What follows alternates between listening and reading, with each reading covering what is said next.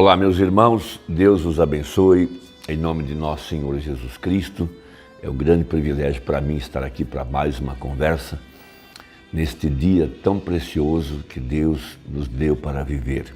A igreja de nosso Senhor Jesus Cristo está diante de grandes promessas, promessas maravilhosas que foram feitas pelo Senhor Jesus Cristo nesse tempo de adoção. Adoção é a grande promessa para nós nesse dia. É ser colocado em ordem no corpo de Cristo, revestido do poder do Espírito Santo, para manifestar a glória de Deus que foi predestinada para esta hora para a igreja efesiana.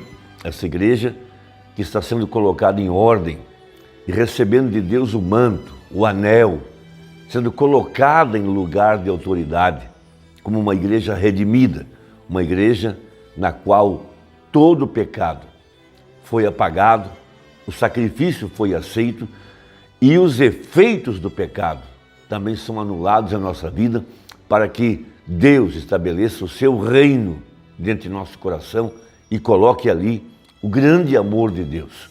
O amor de Deus é a pedra de coroa, é Ele mesmo agora, porque Deus em sua essência, Ele é amor. Ele não é outra coisa, Ele é amor. Veja, e ali está então Deus com seus filhos, com seus atributos manifestados, porquanto estavam em Deus, desde antes da fundação do mundo. Uma igreja que é chamada para a perfeição. Paulo disse, caminhemos até a perfeição. Veja, e a perfeição está em andar com Deus. Por isso essa grande promessa feita a Abraão em Gênesis 17. Mas o texto que eu quero ler está em Efésios capítulo 1 primeiro, versículo 4 e 5. Como também nos elegeu nele. Então, a igreja verdadeira é uma escolha de Deus. Vejam, antes da fundação do mundo, para que fôssemos santos e irrepreensíveis. Então, esta palavra revela o grande plano da redenção. Veja, a Bíblia diz assim, aquele que é santo, fique mais santo. Ou seja, o efeito do pecado, o efeito da queda seria totalmente anulada nesse tempo do fim, numa igreja que está sendo edificada de fé em fé e de glória em glória para manifestar a Jesus Cristo outra vez em carne humana. Veja, ser santo, veja, um povo separado, veja, um povo em que Deus tirou de dentro do coração o desejo de pecar, tirou todo o mundanismo e estabeleceu dentro desse coração o reino de Deus. Por isso, Jesus instruiu os apóstolos e, por conseguinte, a igreja inteira a orar. Venha a nós o teu reino. Então, quando o nosso parente redentor, em Apocalipse capítulo 10, desce com esse título de propriedade, documentado, assinado, foi para dar à igreja a garantia de que seria removido de dentro do nosso coração todos os efeitos do pecado, seria feita uma asepsia, uma limpeza total pelo sangue precioso de nosso Senhor Jesus Cristo, porque no sangue está a vida, e esse sangue, o pacto, a igreja seria colocada debaixo do pacto, ela seria circuncidada e a natureza de Deus seria injetada dentro da nossa alma, porque a única maneira de andarem dois juntos, de acordo com Amós 3:3, é que haja entre eles acordo.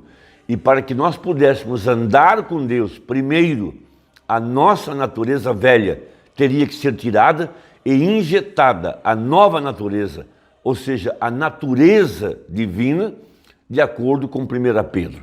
Então, vejam, irrepreensíveis diante dele em caridade, e nos predestinou para filhos de adoção por Jesus Cristo para si mesmo, segundo o beneplácito de sua vontade.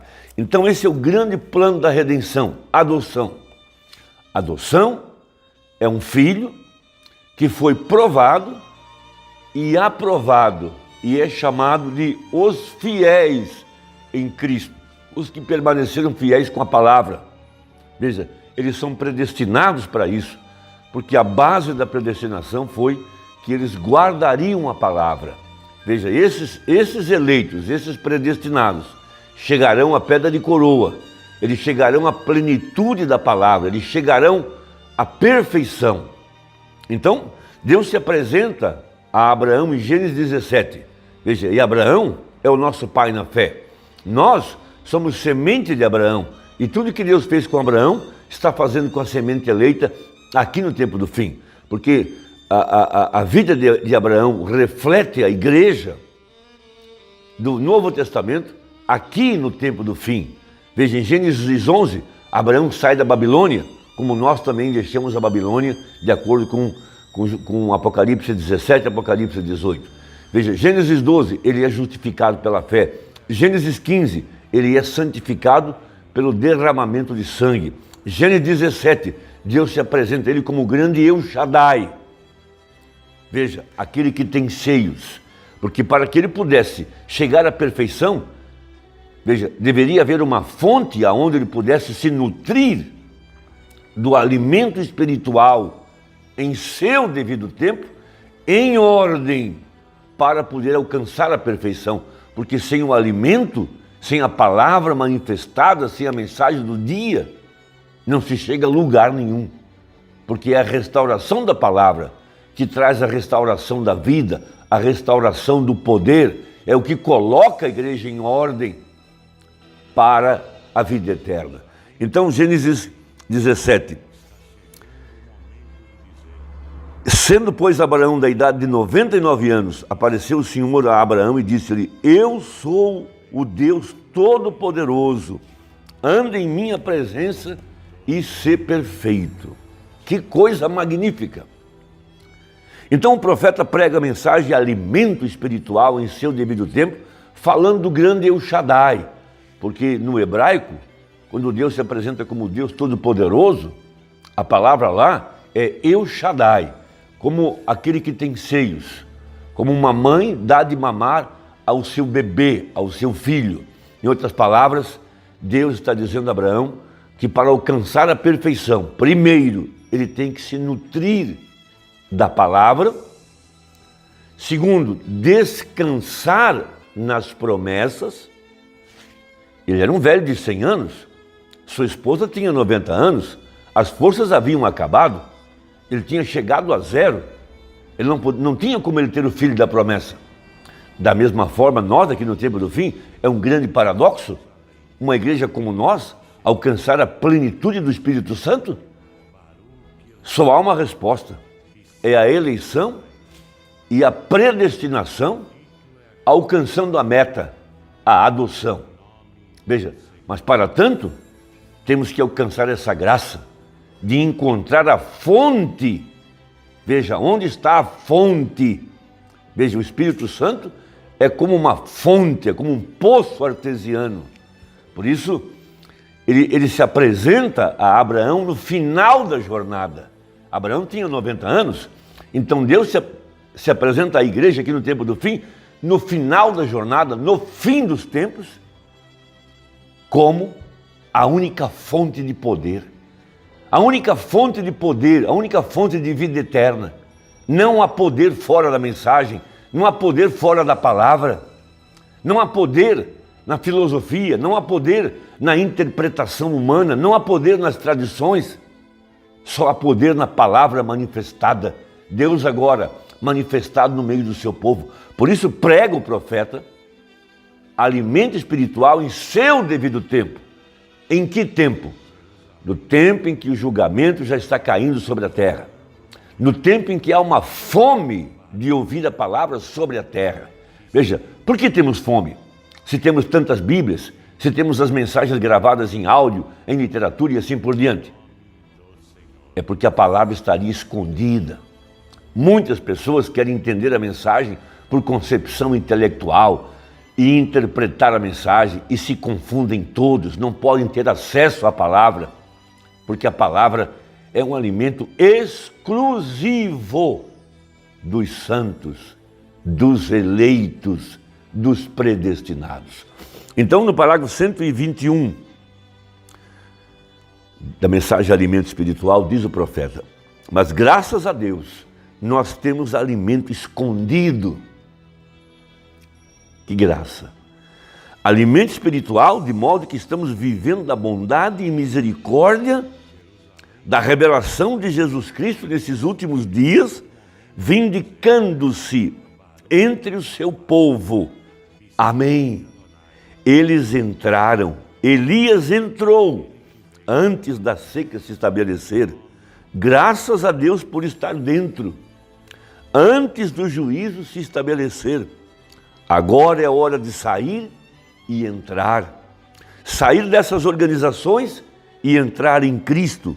Uma hora de saída e de entrada para todos os crentes verdadeiros.